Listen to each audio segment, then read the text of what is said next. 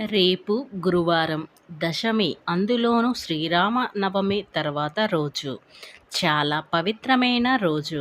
ఈ రోజున శ్రీరామ నవమి రోజు తర్వాత ముక్కోటి దేవతలు భూమి మీదకి వచ్చి సీతారాముల కళ్యాణాన్ని వీక్షించి వారిని దీవిస్తారని మన పెద్దలు చెబుతూ ఉంటారు.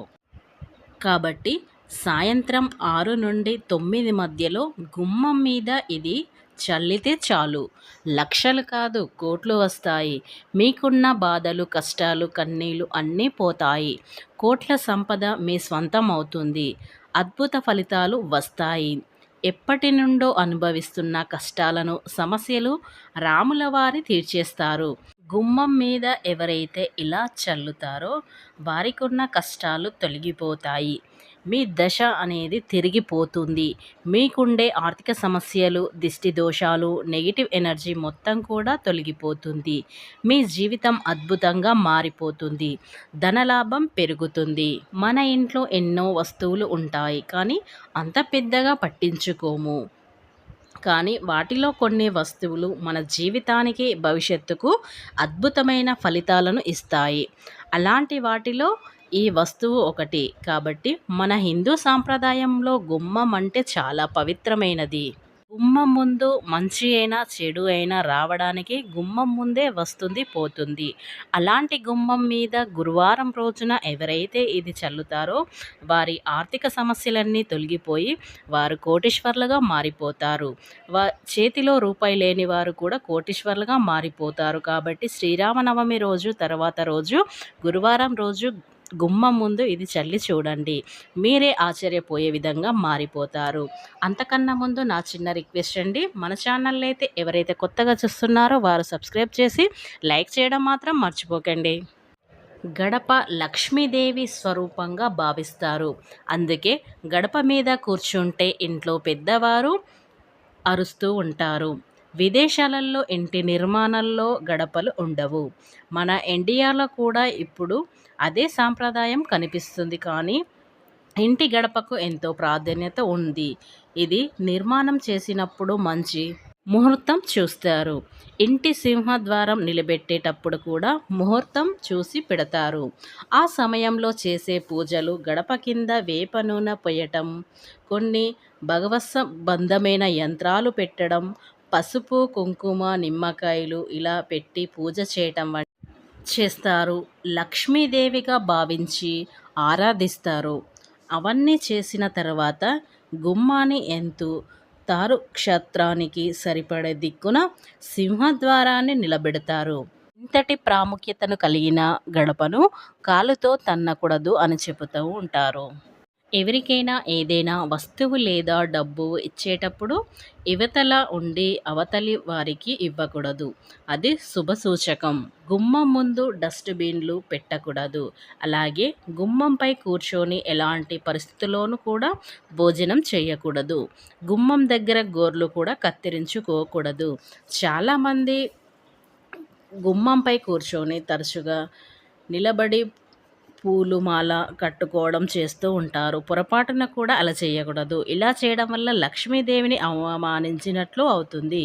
అలాగే గుమ్మం దగ్గర చాలామంది చిందరవందరగా చెప్పులు విడుస్తూ ఉంటారు. గుమ్మం ముందు ఇలా విడవటం వల్ల లక్ష్మీదేవికి కోపం వస్తుంది. కాబట్టి మన ఇంట్లోకి వచ్చే లక్ష్మీదేవి అలా చిందరవందర చెప్పులు ఉండటం వల్ల లక్ష్మీదేవి అటు నుంచి అటే వెళ్ళిపోతుంది. కాబట్టి ఇంటి గుమ్మం ప్రధానం. ఖచ్చితంగా శుభ్రంగా, ఎప్పుడు శుభ్రంగా ఉండేలా చూసుకోవాలి. అప్పుడే మన ఇంట్లోకి లక్ష్మీదేవి ఆహ్వానిస్తుంది. కాబట్టి లక్ష్మీదేవి మన ఇంట్లో ఉన్నప్పుడు మనకు డబ్బుకు ఎలాంటి లోటు లేకుండా ఉంటుంది. ఇంట్లో లక్ష్మీదేవి ఉండటం వల్ల జ్యేష్ఠాదేవికి స్థానం ఉండదు. కాబట్టి మనం గుమ్మం కూడా ఎప్పుడు కూడా శుభ్రంగా ఉండేలా చూసుకోవాలి. అప్పుడే జ్యేష్ఠాదేవి లోపలికి రాదు.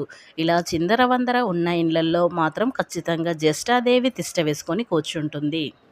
ఇలాంటి గుమ్మం మీద ఇది చల్లితే మీకున్న బాధలు, కష్టాలు, ఆర్థిక సమస్యలు పోయి లక్షలు కాదు కోట్లు సంపాదిస్తారు. మీకున్న సమస్యలు ఇది చల్లడం వల్ల ఖచ్చితంగా తొలగిపోతుంది. కాబట్టి మర్చిపోకుండా శ్రీరామనవమి తర్వాత రోజు అంటే గురువారం రోజు ఖచ్చితంగా గుమ్మం ముందు ఇది చల్లడం మర్చిపోకండి. కాబట్టి గురువారం రోజు గుమ్మం దగ్గర ఒక ప్రత్యేకమైన పరిహారం చేస్తే విపరీతమైన ధనలాభం కలుగుతుంది. అయితే గుమ్మం ముందు ఏది చల్లితే మనకు అదృష్టం, ఐశ్వర్యం రెట్టింపు అవుతుందో ఇప్పుడు తెలుసుకుందాం. పరిహారం చేసే ముందు ఖచ్చితంగా కాళ్ళు చేతులు కడుక్కొని ఈ పరిహారం మొదలు పెట్టాలి అండి. అయితే ఇలా కాళ్ళు చేతులు కడుక్కున్న తర్వాత ఒక గ్లాస్ అంటే ఇత్తడి కానీ స్టీల్ కానీ ఏదైనా పర్లేదు, దాంట్లో నిండుగా అంటే ఫుల్లుగా కాదు, కొంచెం తక్కువ మనకు అన్నీ వేసి కలపడానికి ఉండాలి కదా, కలపడానికి ఈజీగా ఉండేటట్టు కొన్ని నీళ్ళని తీసుకొని, అలాగే ఒక నిమ్మకాయ అంటేనే మనకు నిమ్మకాయకు మన పరిహారం శాస్త్రంలో నిమ్మకాయకు చాలా శక్తి ఉంది. ఎందుకంటే నిమ్మకాయలతో పరిహారం ఏదైనా సరే చేస్తే రకరకాల సమస్యల నుండి బయటపడతారు. నిమ్మకాయలకు మన కష్టాలను, బాధలను తొలగించే శక్తి ఉంది. ఐశ్వర్యాన్ని ఆకర్షించే శక్తి కూడా నిమ్మకాయకు ఉంది. మన హిందూ సాంప్రదాయంలో చాలా ప్రాముఖ్యత ఉంటుంది నిమ్మకాయకు. అనేక పరిహారాలు వాడుతూ ఉంటాము. నిమ్మకాయ మనకు నిత్య జీవితంలో ఎంతగానో ఉపయోగపడుతుంది. ఆరోగ్యానికి కలిగించే పోషక విలువలతో పాటు రోగనిరోధక శక్తి అధికంగా కలిగి ఉంటుంది. నిమ్మకాయలు అంటే శక్తి స్వరూపుని పార్వతీదేవి చాలా ఇష్టం. నిమ్మకాయ మన ఆహారాన్ని రుచిని అందించడమే కాదు, మన జీవితాన్ని ఎన్నో శుభ ఫలితాలను అందిస్తుంది. జ్యోతిష శాస్త్రం ప్రకారం నిమ్మకాయలతో ఎన్నో సమస్యలను పరిష్కరించుకోవడానికి ఉపయోగపడుతుంది. నిమ్మకాయకు సంబంధించిన ఈ పరిహారం పాటించినట్లయితే మన జీవితంలో ఎన్నో రకాల ఇబ్బందులు తొలగిపోతాయి. మనపై, ఇంటిపై నరదృష్టి తొలగించుకోవడంలో నిమ్మకాయ చాలా ఉపయోగపడుతుంది. అంతేకాదు ధనలాభం కోసం కూడా ఈ నిమ్మకాయను పరిహారం చేసుకోవచ్చు.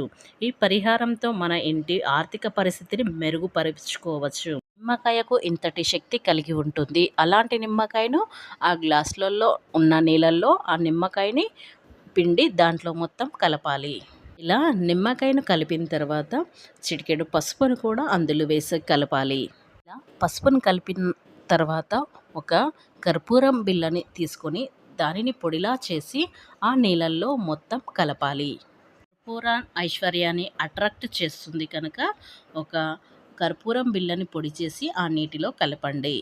ఇలా అన్నిటినీ కలిపిన తర్వాత మీ ఇంటి ప్రధాన ద్వారం ముందు ఆ నీళ్ళని పొయ్యండి. మొత్తం పోసేయాలి, కొంచెం కూడా ఉంచకూడదు. ఇలా నీళ్ళు పోసిన తర్వాత అయోధ్య రామయ్య ఈ సంవత్సరం అంతా మా కష్టాలు తీరాలి, మా సంపద అనేది పెరగాలి, ఆర్థిక సమస్యల నుండి మేము బయటపడాలి, వందల నుండి వేల నుండి లక్షలకు నుండి కోట్లకు మా ఆదాయం అంచెలంచెలుగా పెరుగుతూ ఉండాలి, మీ ఆర్థిక సమస్యలన్నీ తొలగిపోవాలని నమస్కరించుకోండి. అలాగే మాకు సంవత్సరమంతా బాగా కలిసి రావాలని, మీ జీవితం బాగుపడాలి, కష్టాల నుండి బయటపడాలి అని చక్కగా సంకల్పం చెప్పుకొని తర్వాత ఈ పరిహారం పాటిస్తే చాలు, మీ కష్టాలని వెంటనే తీరిపోతాయి. తరతరాల తరగని ఐశ్వర్యం మీకు లభిస్తుంది. ఫ్రెండ్స్, ఈ వీడియో మీకు నచ్చినట్లయితే ఖచ్చితంగా లైక్ చేయడం మాత్రం మర్చిపోకండి.